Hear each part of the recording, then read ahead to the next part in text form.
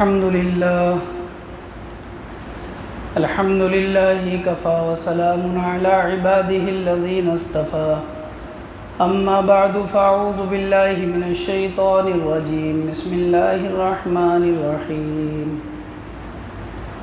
إلا تنصروه فقد نصره الله إذ أخرجه الذين كفروا ثاني اثنين إذ هما في الغار إذ يقول لصاحبه لا تحزن إن الله معنا صدق الله العظيم وقال رسول الله صلى الله عليه وسلم أول صلاح هذه الأمة باليقين والزهد وأول فسادها بالبخل والأمل أو كما قال صلی اللہ علیہ وسلم۔ میرے بھائیو، محترم بزرگوں، دوستو، حضور اکرم صلی اللہ علیہ وسلم کی سیرت طیبہ سے متعلق بات چل رہی ہے۔ آپ علیہ السلام کا مکہ سے مدینہ المنورہ کی طرف ہجرت کرنا، اس کا تذکرہ چل رہا ہے۔ حضور اکرم صلی اللہ علیہ وسلم جب غار ثور کے اندر آپ پہنچ گئے، ادھر مشرکین مکہ نے آپ علیہ السلام کی تلاش کے اندر دو کام کیے۔ ایک تو یہ کہ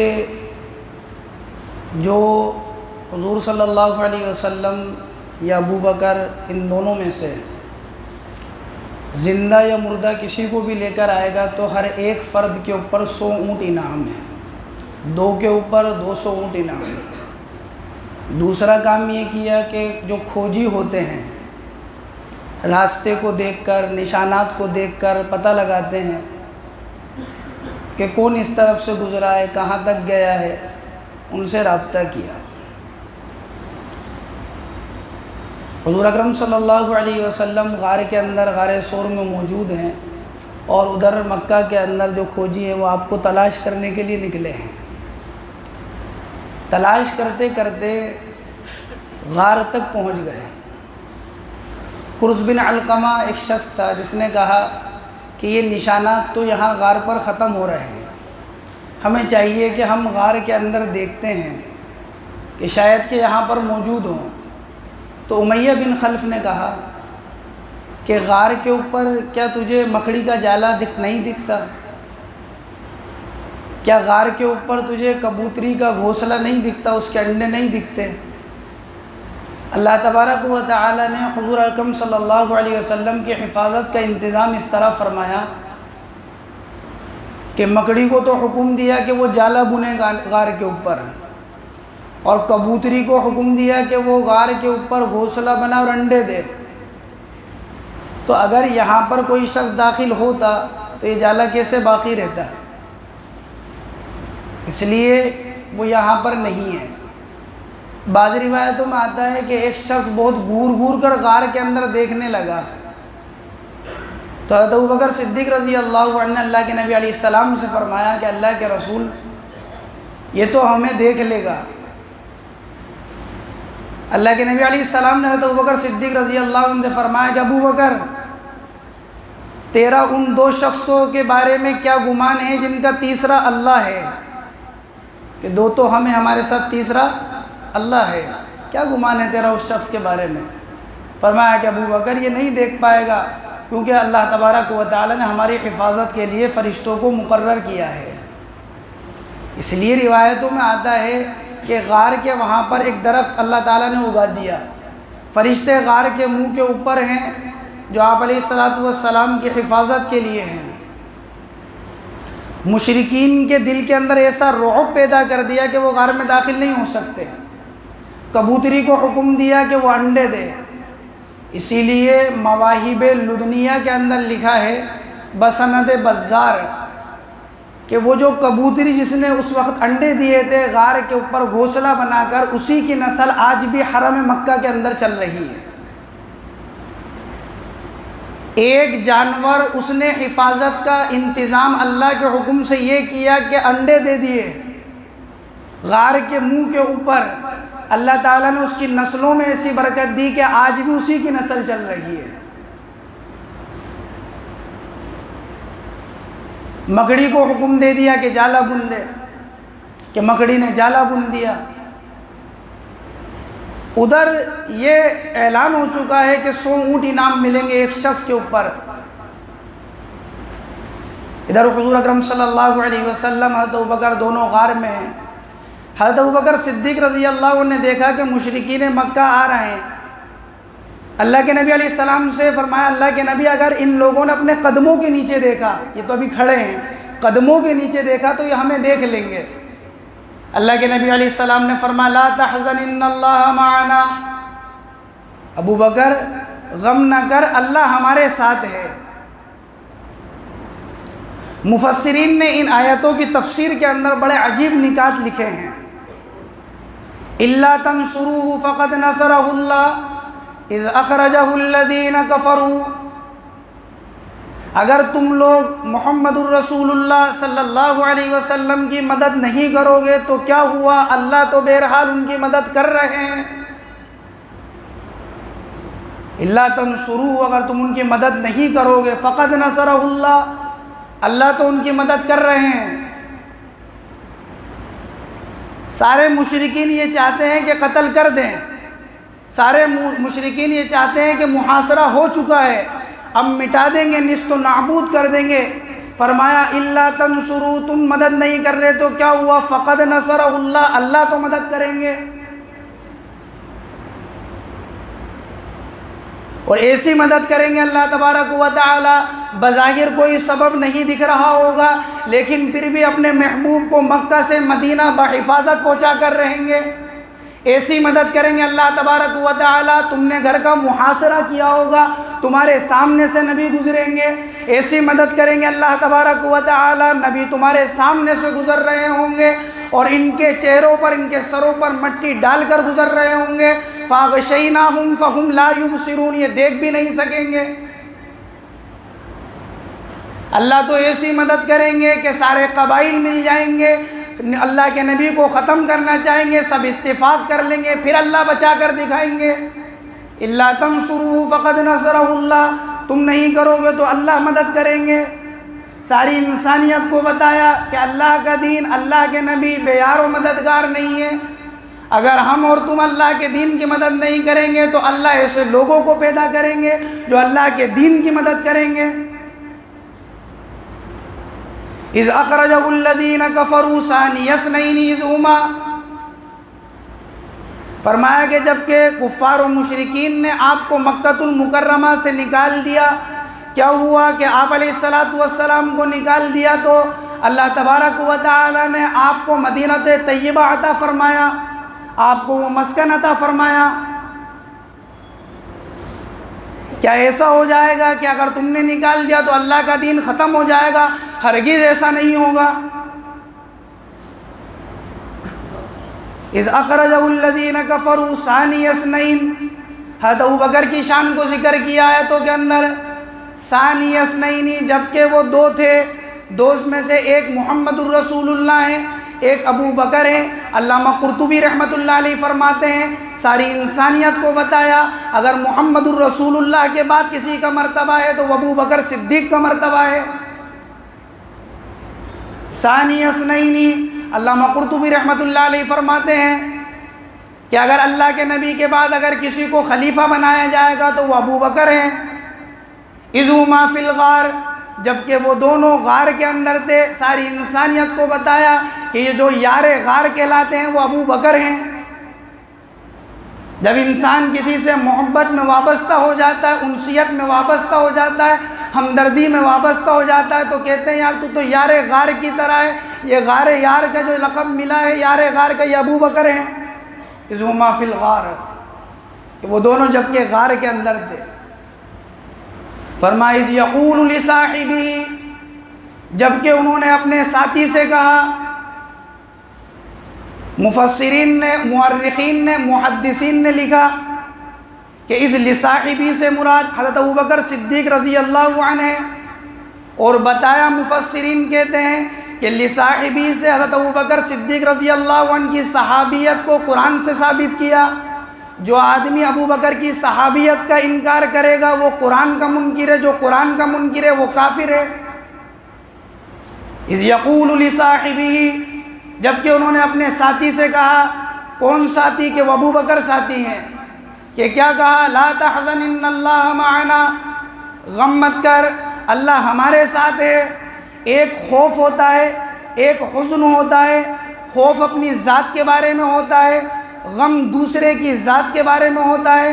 اللہ تبارک و تعالیٰ نے موسیٰ علیہ السلام سے کہا کہ موسیٰ اپنے عصا کو زمین پر ڈالو۔ موسیٰ علیہ السلام نے جب زمین کے اوپر اپنے عصا کو ڈالا ہے تو وہ اژدھا بن گیا۔ موسیٰ علیہ السلام بھاگنے لگے، دوڑنے لگے۔ اللہ تعالیٰ نے کہا یا موسیٰ اقبل ولا تخف، اے موسیٰ اس کو پکڑو، دوڑو نہیں، بھاگو نہیں۔ جب جان کے اوپر بن آتی ہے تو خوف کہتے ہیں، لیکن حضرت ابوبکر صدیق رضی اللہ عنہ کو خوف نہیں تھا، حزن تھا۔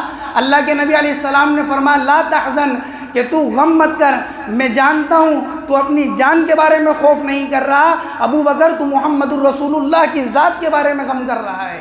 لا تحزن، غم مت کر، ان اللہ معنا، بے شک اللہ ہمارے ساتھ ہے۔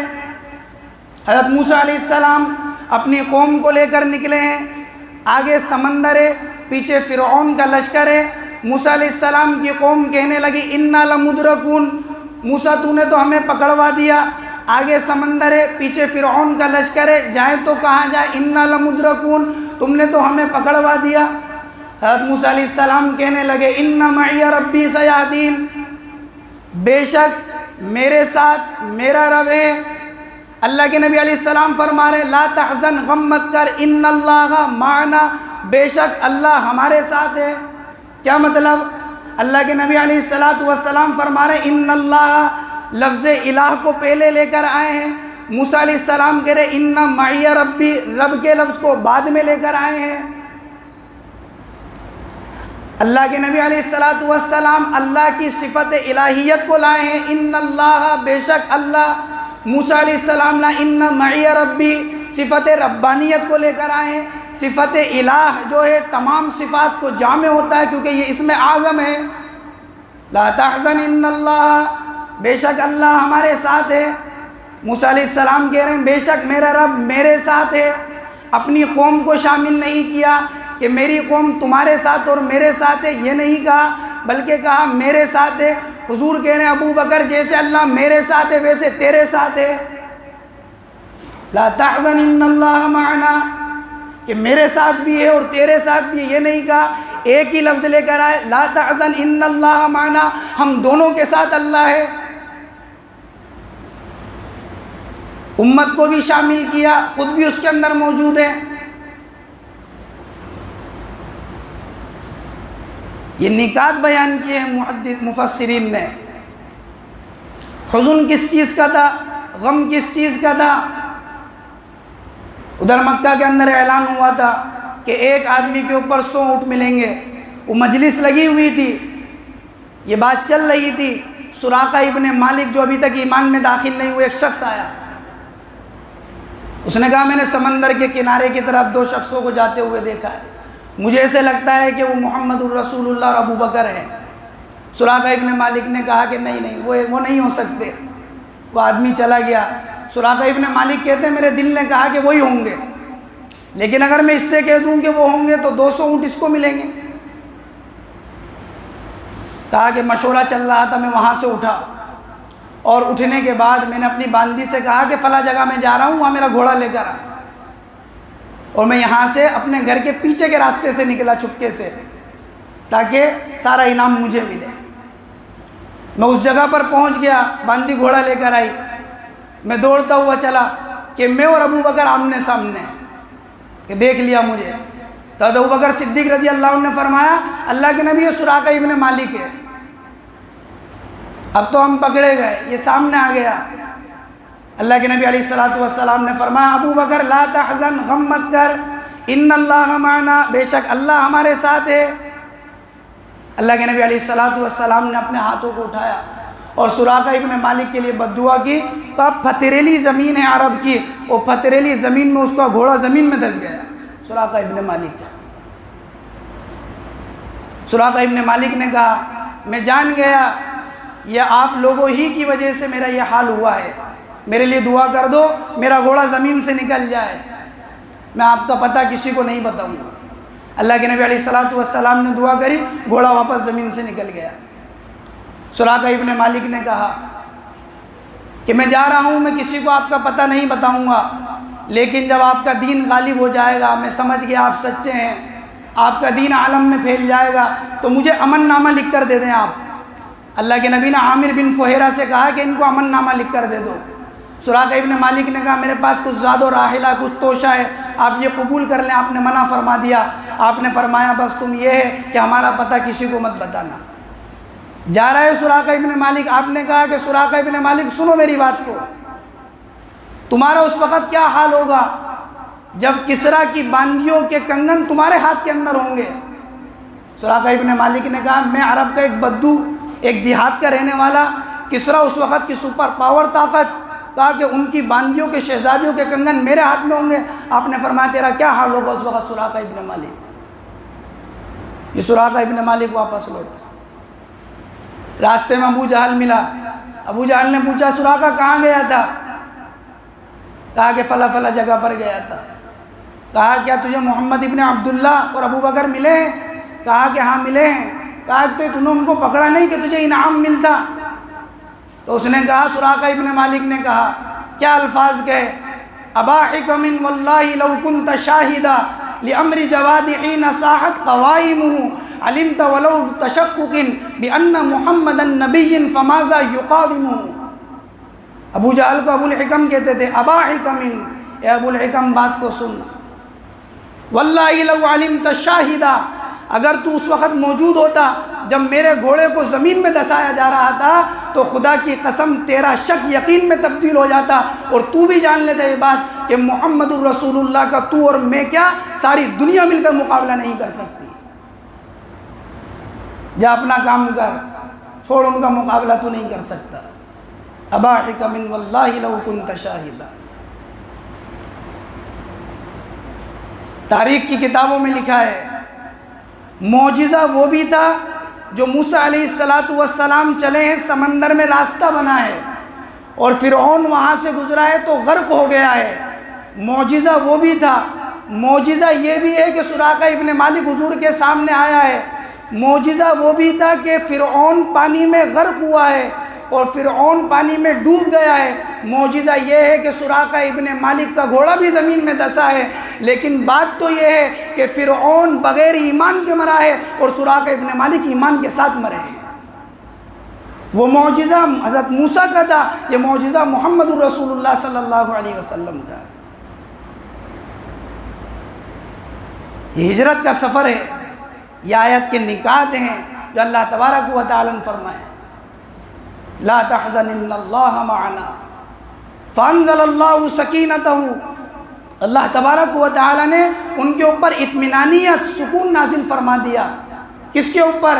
کہ جو غم کر رہے تھے حضرت ابوبکر صدیق رضی اللہ عنہ، اللہ نے سکون نازل فرما دیا۔ وَأَيَّدَهُ بِجُنُودٍ لَمْ تَرَوْهَا، اور اللہ تعالیٰ نے ایسے لشکر کے ذریعے سے ان کی حفاظت فرمائی جس کو وہ دیکھ نہیں سکتے تھے، فرشتوں کے ذریعے سے حفاظت فرمائی۔